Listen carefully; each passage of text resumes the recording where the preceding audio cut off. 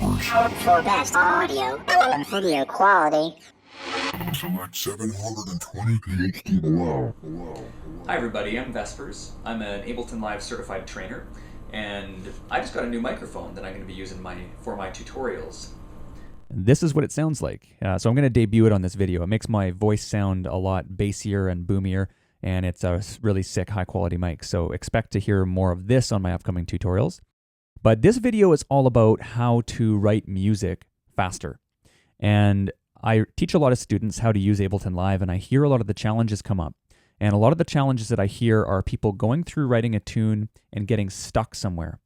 And the reason why most of you are getting stuck is because there is a specific progression to writing a tune that you should follow. And if you step outside of that, then it's going to cause a lot of confusion within your tune, and you're probably going to get stuck. So this dates back to when bands used to come and record.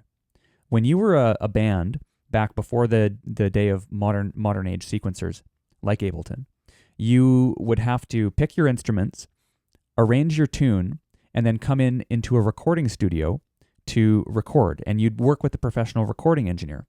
Once you were done your recording, you'd give the tune to a mixing engineer, a totally different person with a different skill set, and he would mix the tune down. Once the mixing was done, the tune would then go off to a mastering engineer, again, another person with another completely different skill set. Now, the challenge for us in writing computer music is that we have the ability to do all of those things, and we wear tons of different hats when we're in the production process. And if you get yourself confused and you start doing mix down stuff before you've finished the arrangement of the tune, you're mixing up the order and you're creating a lot of conflict within the tune that will likely prevent it from getting completed. So the way I view music, in my opinion, is that it's a 5-step process. There's initial sound design, recording, sequencing or arrangement, mix down, and mastering. And those should be gone through from one to the other without moving into one and then back to the other. So let's take a look at an example. Sound design. That's, for example, picking and designing your drum sounds, layering up your percussion, creating a drum kit. It's designing what your bass patch is going to sound like, picking a few sounds. It's like a painter making paint on a palette and choosing the colors that he's going to use. It's creating your palette of sounds that you're going to paint with. The next process is recording. Now, a lot of us, if we're writing on computers, we're not actually recording using a microphone in a studio, but the process is similar. If you create a drum kit, you're going to be typing in MIDI notes and making your drum pattern. That's the same thing as recording. The people I've seen that have been most effective at completing music, what they've done is they've created an 8-bar loop where all the sounds are in there, like the absolute peak of the tune, the big drop, that's what they want it to sound like. Every sound is in there in an 8-bar loop, and then and only then do they move into the arrangement or the sequencing of the tune. So once you're complete with all your sounds, you figure them all out, and all your patterns are in there, your recording's been done, then you can move into arrangement. And that's where you lay out, okay, here's the intro, here's a breakdown, I'm going to move this drum pattern over here, and you lay it out horizontal-wise on a timeline.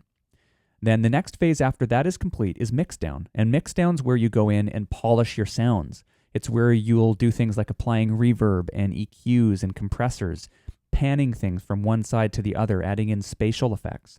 That, if you try and do that, this is the major thing I see people do wrong. They get too lost in mixdown before going into arrangement. So they'll get lost on, how do I make this kick drum super, super punchy? Or how do I get this lead to really breathe and sit well with the other elements?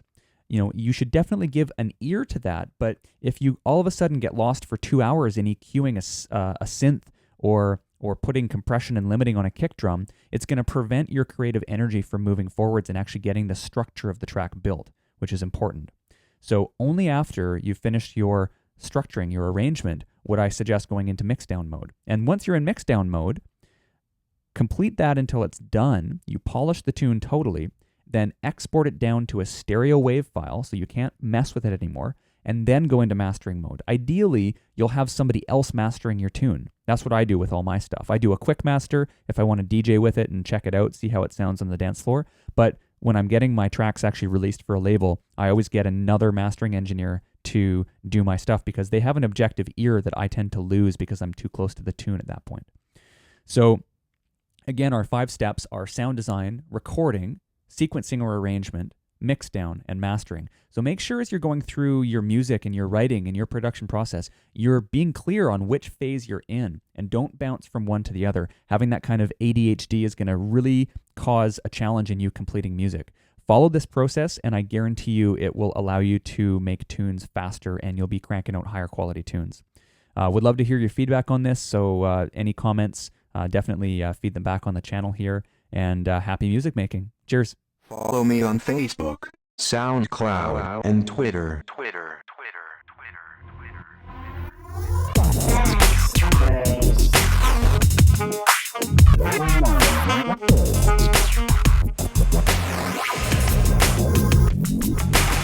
Vespers.